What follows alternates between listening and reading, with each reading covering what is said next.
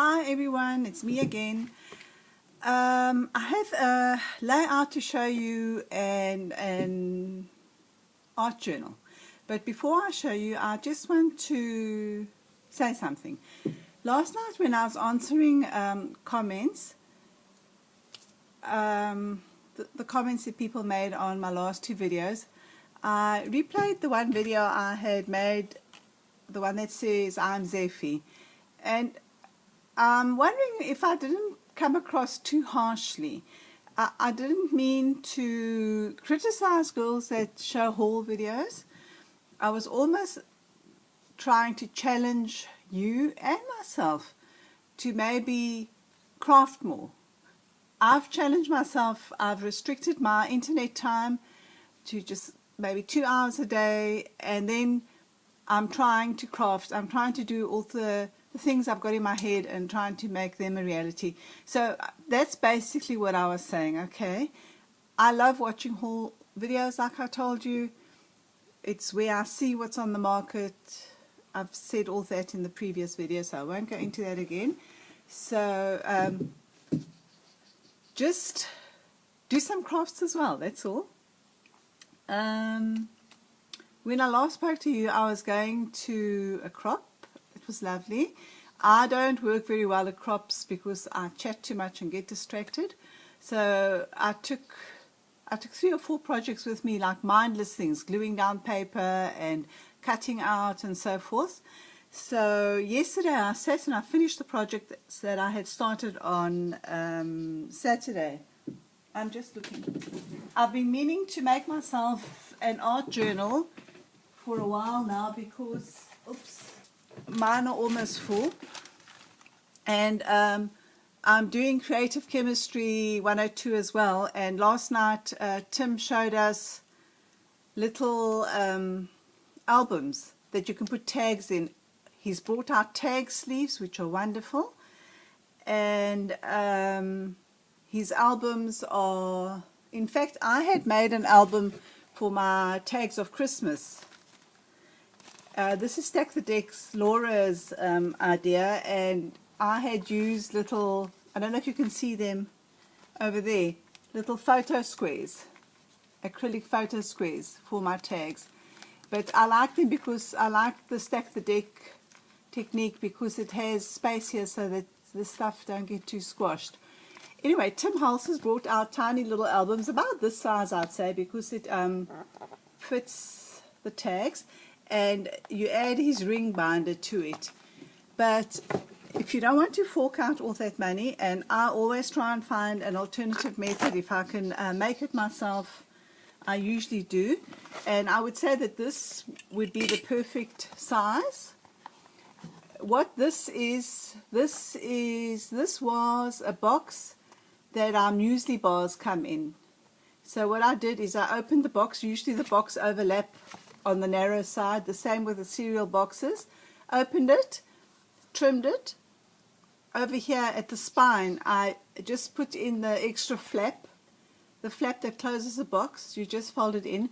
Jenny Bailey's got lovely videos on how to make altered journals. And I have used my jelly printing.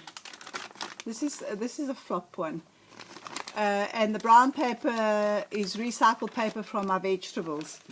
So this one is in the process. I had it because I like to glue down my papers with wet glue. The cardboard gets a little bit soggy, so I usually lie it flat between 2 white papers and newspaper so that the newspaper can absorb the moisture. So this was lying flat all night. So today I'm going to put in my signatures and decorate the front. So that's almost finished. Somehow this one didn't get as wet because I think the cardboard was thicker. This was a box that ice creams came in the summer, and it was a really, really sturdy box.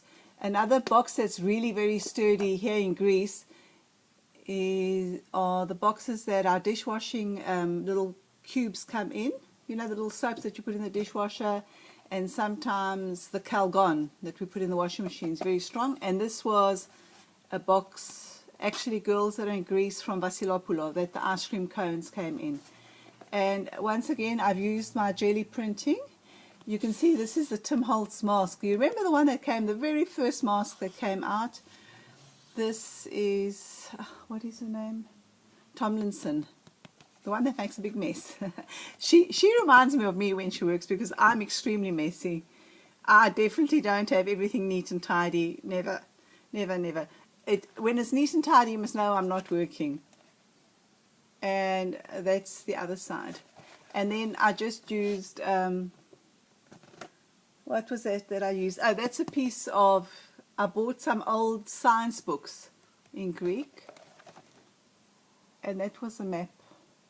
And then you can see Jenny barely shows you, these are the signatures. I've got a variety of paper here. My art paper was, you know, my waterproof acrylic papers were either too big or too small. So I just had these, and then this is like sketch paper. But it works just as well. Look here, I did a page. This feather was stuck down. And I must also tell you one more thing. I'm all over the place. I got the distress paints for the creative chemistry. I had a few and I bought some more. Girls, bundle sage went flying yesterday. First of all, make sure your lid is tightly screwed on. Mine wasn't. Secondly, if you are going to squeeze the bottle, make sure you are pressing these little sponges. Inside of that is a little release valve, so it's almost air proof. So make sure you pressing that down while you're squeezing. Otherwise, if you squeeze, there's nowhere for the paint to go but to come out the sides. Okay, so mine, the lid wasn't on properly. I never did that. I got paint all over the place. Then I was trying to mop it up, and I was very stingy. Instead of wiping it up and throwing it away, I thought I'll scoop it up with a paintbrush. So I had the bottle open, and the next thing I knew, I whipped it off the desk, and there was bundle sage all over the floor. Okay? Careful. Be careful. So that's that. Let me show you the layout I did yesterday. You know, you all know that I love to do CSI. CSI stands for Color Stories Inspiration. It's a Ning site, and every week there's a case file. I love playing with it because I don't know, I just love it. It inspires me. This photo here, they always have what they call the scene. Can you see? This, and the case file on the top is what they put on their website, and I just printed it off yesterday.